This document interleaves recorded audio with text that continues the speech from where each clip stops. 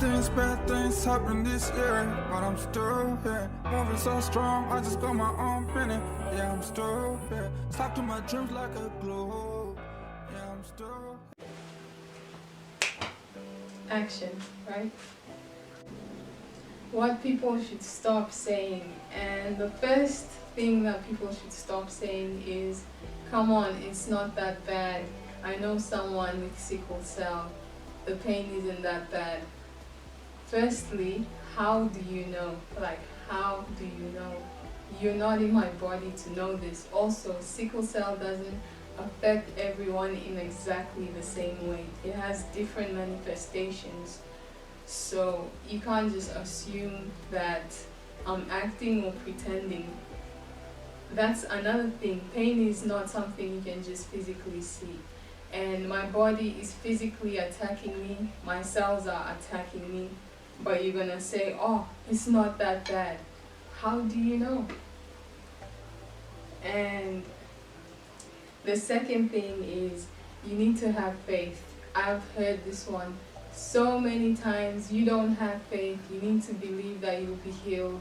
Well, currently I'm not healed, and if I'm in a crisis, I need treatment. You telling me I need to have faith doesn't do anything for me. It doesn't help me in any way. So maybe don't say that, especially not when someone is having a crisis. The third thing is getting judged for not progressing fast enough in life or not achieving goals, and people looking down on me for that. Listen, my life is already hard as it is, and it doesn't help me when you sit there and you judge me and ask me, oh, why don't I have a good job? Why am I not married?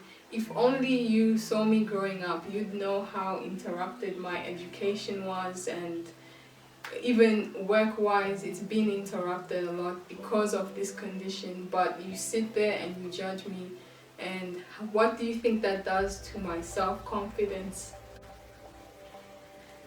The fourth one is, I don't want to be friends with you anymore.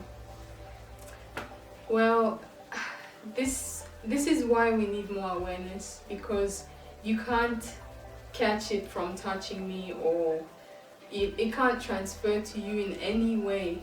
It's a condition that I was born with, and I can never transfer it to anyone in any way. Whether you touch my blood or you don't, you cannot get this condition.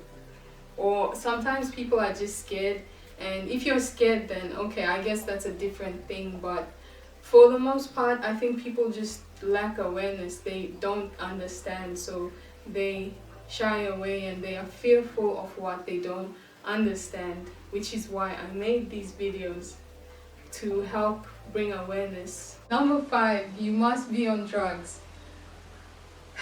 No, I'm not on drugs.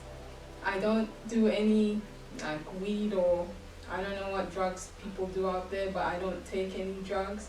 And I've had this one a lot. I've had the worst experiences with doctors thinking that I'm actually taking drugs, and nurses thinking that I must be this rebellious person that's doing like some street drugs out there. But no, when I'm in a crisis, I need pain relief.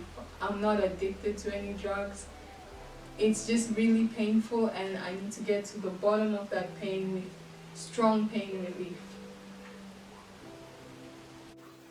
Number 6, you don't look like you're in pain. Can you see pain? If the answer is no, then there you have it. You can't see pain, so how can you judge me and say and determine whether I'm in pain or not? This is something I've experienced a lot. People just like disregarding or treating me otherwise because of how they feel. I've even been in hospital situations where the nurse is telling me to do something for myself when I'm in extreme pain and I can't actually walk or move or do that certain thing for myself. So pain is not determined by you. Whatever I say my pain is, that's what it is, and you have to believe that, because pain is not something you see. Just because I mask it well, it doesn't mean that I'm not in pain. Number 7, why are you so lazy? I've got this question so many times. People thinking that I'm lazy or that there's something wrong with me, I don't want to cooperate. But in actuality, some days I wake up extremely tired and the rest of the day is just a struggle to push through. And this is not something that you can see. You can't see someone's fatigue. You can't see how someone physically feels.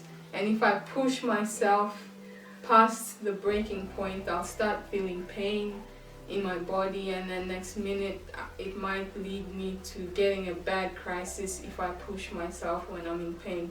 So no, I'm not lazy, I just need to rest a lot. Number 8, just take Panadol or over-the-counter drugs. The answer to this is no. These drugs, the over-the-counter stuff, do nothing at all when I'm in a crisis. So even suggesting or recommending that, or what's the point? And another thing is, with drugs, especially with pain medication, they also have their side effects like constipation. And constipation can lead to a stroke or a heart attack. But this is things that people don't really consider when they tell you, oh, just take this or take that. You have to weigh, is it worth taking at that moment or is it not? And try to stay away from taking pain medication when it's not needed. That's like something that I like to do. I try to stay away from it for as long as possible, because it can also lose its effect on you. There's so many pain medications right now that I can't take because they're not effective anymore, because I'm in pain so much that I'm always taking drugs. I'm always trying to take different pain medications. And keep quiet. Don't tell anyone about this.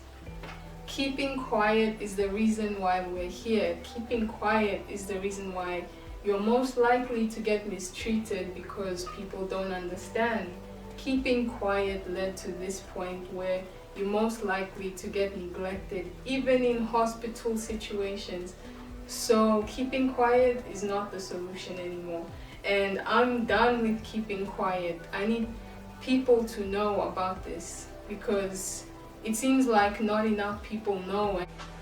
Thank you guys for watching, and I think I need music, but we can't have music.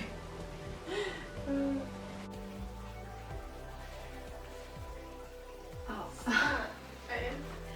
Oh, wait. Do you need to take a break?